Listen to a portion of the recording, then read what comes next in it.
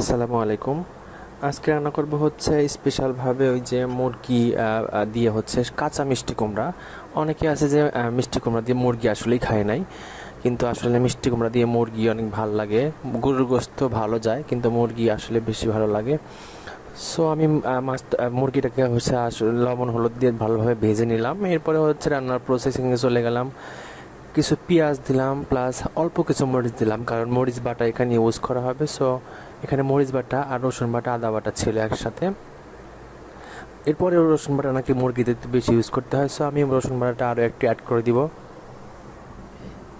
এটা রসুন বাটা ছিল, এটা হচ্ছে জিরা বাটা ছিল, এটা মশলা বাটা ছিল।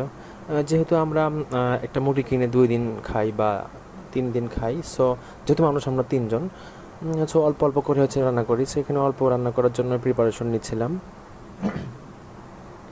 এরপর ভালোভাবে মশলাটাকে কষির মধ্যে হলুদের গুঁড়া, মরিচের গুঁড়া আর হচ্ছে সজের গুঁড়াটা অ্যাড করে দিব।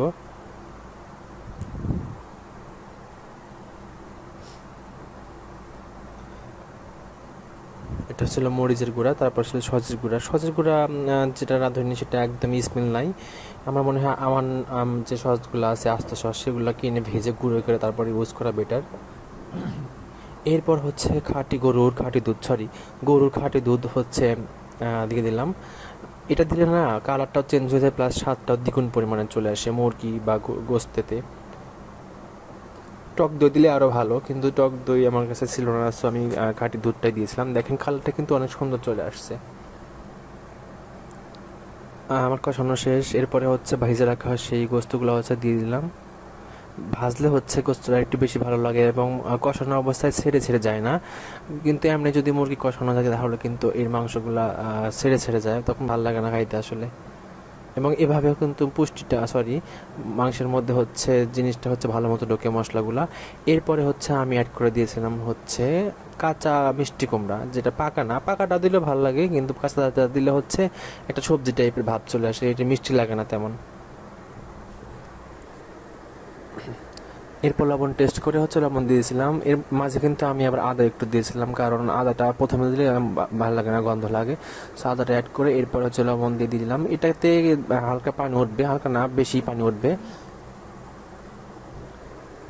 ঢাকনা দিয়ে দিলাম। এই দেখেন কত পরিমাণে পানি চলে আসছে। এরপর হচ্ছে আমি এর মধ্যে গরম পানি অ্যাড করবো। অবশ্যই ঠান্ডা পানি অ্যাড করা যাবে না, গরম পানি অ্যাড করতে হবে, তাহলে হচ্ছে রান্নাটা আরও তাড়াতাড়ি হয়ে যাবে। ঠান্ডা পানি অ্যাড করা যাইতে পারে, কিন্তু ইউজ না করাই ভালো। এরপর আমি গরম পানি দিয়ে দিচ্ছিলাম একবারে। গরম পানি দিয়ে ঢাকনা দিয়ে বেশ কিছুক্ষণ রেখে দিলে হচ্ছে আমার রান্না রেডি।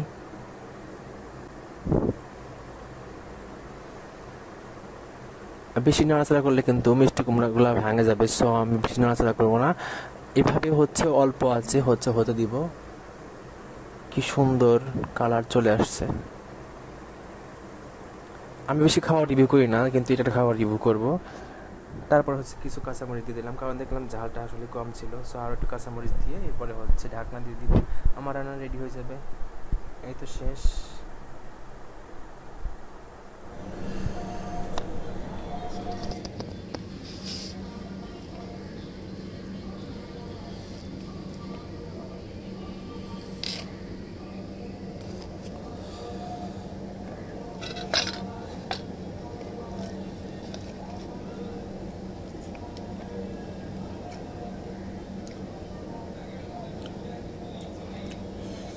অসাধারণ স্বাদ, বিশ্বাস করেন অসাধারণ। একদম বোঝা যাচ্ছে না যে এটা হচ্ছে আমি কাঁচা মিষ্টি কুমড়া দিয়েছি। মনে হচ্ছে যে না, মনে হচ্ছে ভিন্ন জগতে কোনো সবজি ইউজ করছি।